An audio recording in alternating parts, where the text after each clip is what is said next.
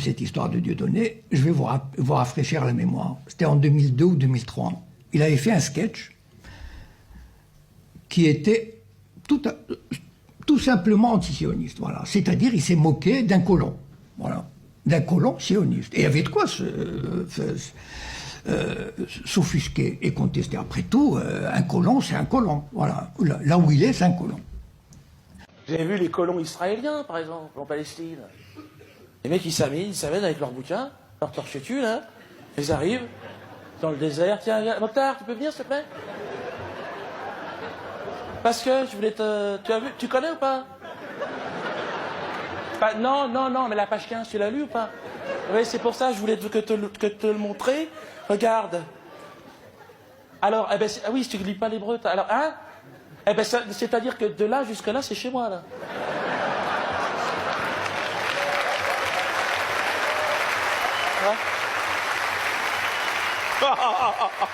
Hein?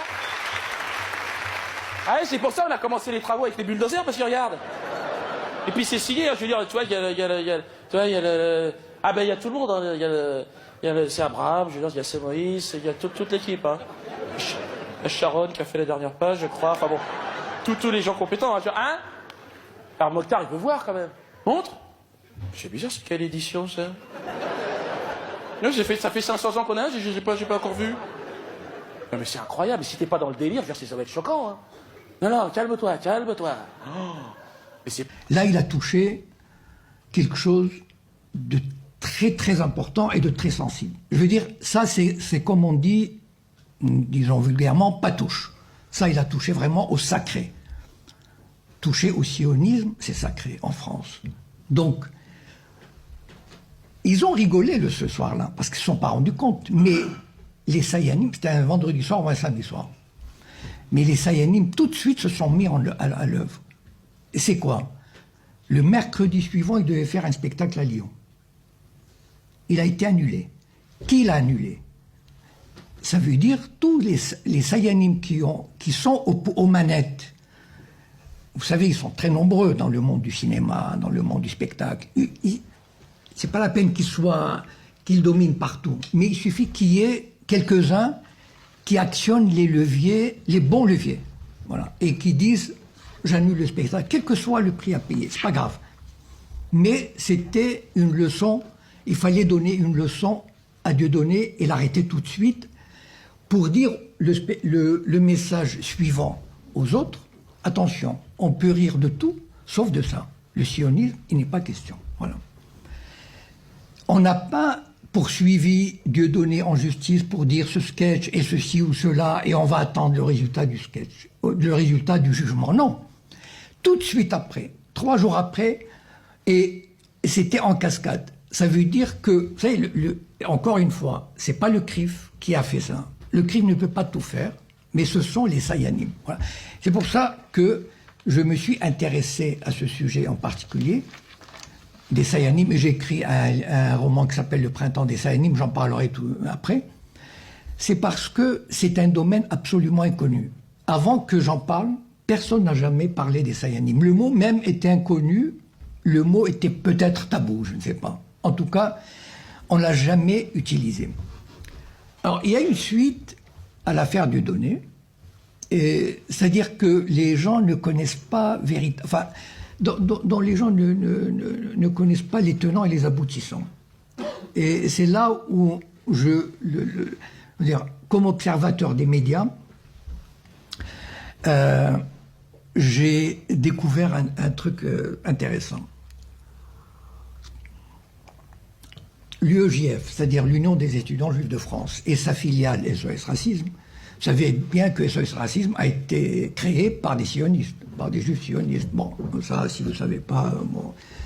Donc, et c'est le relais de l'UEJF. Enfin, vous savez que quand le président de l'UEJF démissionne, enfin, descend de sa présidence au bout de 2 ans, il devient ipso facto vice-président de SOS Racisme. Bon, et puis de toute façon, enfin, SOS Racisme n'a jamais critiqué l'occupation, ni la colonisation, enfin, etc.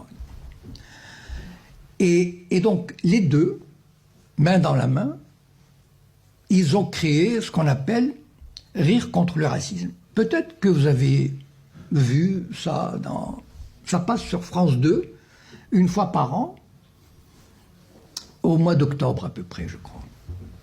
Et c'est exactement la réponse.